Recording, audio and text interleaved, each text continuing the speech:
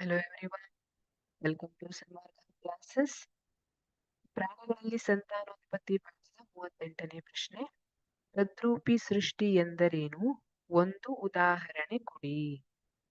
ತದ್ರೂಪಿ ಸೃಷ್ಟಿ ಒಂದು ಜೀವಕೋಶದ ಯಾವುದೇ ಇತರ ಜೀವಂತ ಭಾಗ ಅಥವಾ ಸಂಪೂರ್ಣ ಜೀವಿಯ ನಿಖರ ನಕಲಿನ ಉತ್ಪಾದನೆಯನ್ನು ತದ್ರೂಪ ಸೃಷ್ಟಿ ಎನ್ನುವರು. ಉದಾಹರಣೆ ಡಾಲಿ ಕುರಿ. ಇದು ತದ್ರೂಪ ಸೃಷ್ಟಿಗೆ ಉದಾಹರಣೆಯಾದಂತಹ ಕುರಿ. ಇಲ್ಲಿ ತದ್ರೂಪ ಸೃಷ್ಟಿ ಅಂದ್ರೆ ಯಾವ ತರ ಬರುತ್ತೆ ಅಂದ್ರೆ, ಎರಡು ಜೀವಕೋಶಗಳನ್ನ ತಗೊಳ್ತಾರೆ. ಅದರಲ್ಲಿ ಒಂದು ಜೀವಕೋಶದ ನ್ಯೂಕ್ಲಿಯಸ್ ಅಥವಾ ಕೋಶ ಕೇಂದ್ರವನ್ನ ತೆಗೆದುಹಾಕಿ ಅದರಲ್ಲಿ ಮತ್ತೊಂದು ಜೀವಕೋಶದ ನ್ಯೂಕ್ಲಿಯಸ್ ಅನ್ನ ಸೇರಿಸ್ತಾರೆ. ಇದರಿಂದ ಒಂದು ಜೀವಿಯನ್ನ ಉಂಟು ಮಾಡ್ತಾರಲ್ಲ, ಅದನ್ನ ತದ್ರೂಪ ಸೃಷ್ಟಿ ಅಂತ ಹೇಳ್ತಾರೆ. ಒಂದು ಜೀವಕೋಶದ ಯಾವುದೇ ಇತರ ಜೀವಂತ ಭಾಗ ಅಥವಾ ಸಂಪೂರ್ಣ ಜೀವಿಯ ನಿಖರ ನಕಲಿನ ಉತ್ಪಾದನೆಯನ್ನು ತದ್ರೂಪಿ ಸೃಷ್ಟಿ ಎನ್ನುವರು. ಇಲ್ಲಿ ಡಾಲಿ ಕುರಿ ಒಂದು ಕಪ್ಪು ಮುಖದ ಸ್ಕಾಟಿಷ್ ಕುರಿಯನ್ನ ತಗೊಳ್ಳಲಾಗಿತ್ತು. ಮತ್ತೊಂದು ಕುರಿಯಿಂದ ಅದರ ಸ್ತನ್ಯ ಗ್ರಂಥಿಯಿಂದ ಒಂದು ಜೀವಕೋಶವನ್ನ ತಗೊಳ್ಳಲಾಗಿತ್ತು.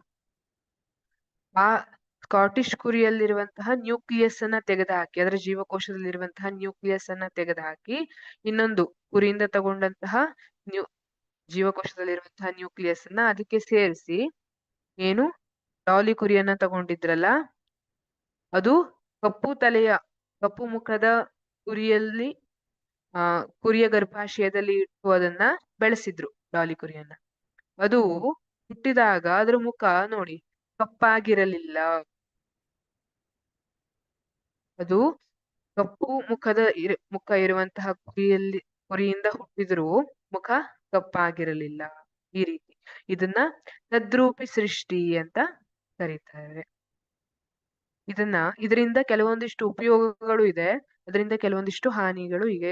ಈಗ ಕೆಲವೊಂದಿಷ್ಟು ರೋಗಗಳನ್ನ ಈ ರೀತಿಯಾಗಿ ಜೀವಕೋಶದಲ್ಲಿರುವಂತಹ ಕೆಲವೊಂದಿಷ್ಟು ಪರ್ಟಿಕ್ಯುಲರ್ ಆಗಿರುವಂತಹ ಅಂಶಗಳನ್ನ ತೆಗೆದು ಹಾಕುವ ಮೂಲಕ ಆ ರೋಗ, ಈಗ HIV ಅಂತಹ ರೋಗ ಅಲ್ಲ, ಮನುಷ್ಯರಿಗೆ ಬರದೇ ಇರುವಂತೆ ತಡಿಬಹುದು.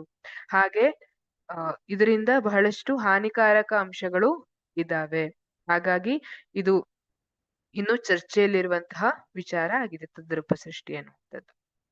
Thank you.